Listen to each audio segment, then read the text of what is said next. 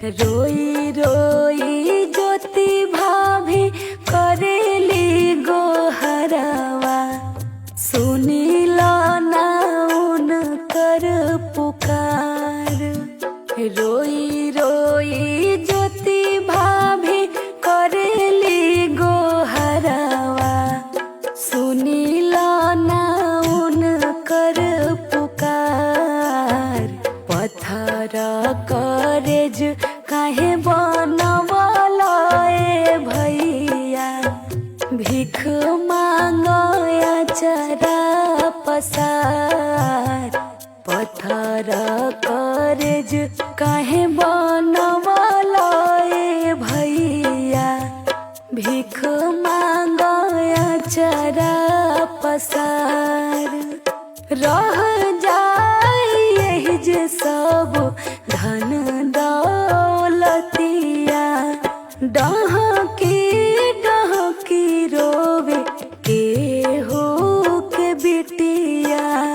रह जाए यही जे सब धन दौलतिया, डहकी डहकी रोवे केहू के बिटिया।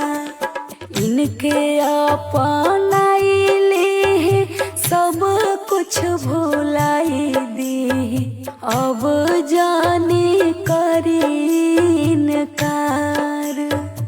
इनके अपनाइली सब कुछ भुलाई दी, अब जानी करी इनकार।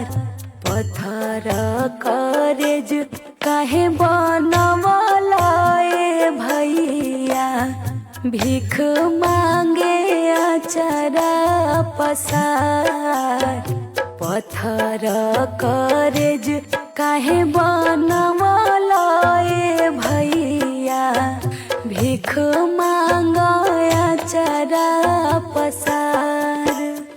भोजपुरी समाज के इहे बाट चाह हो, मानी ले तो बात सभे करित बाह बाह हो।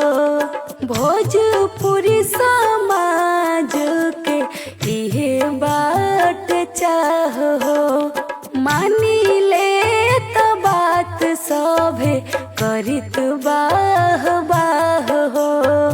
आपन तो अपन होला, होला ना पराया, कहीं हाथ जोड़ी बार बार। आपन तो अपन होला, होला ना पराया, कहीं हाथ जोड़ी बार बार। पत्थर करेज काहे बनवला ए भैया, भीख मांगया चरा पसार। पत्थर करेज काहे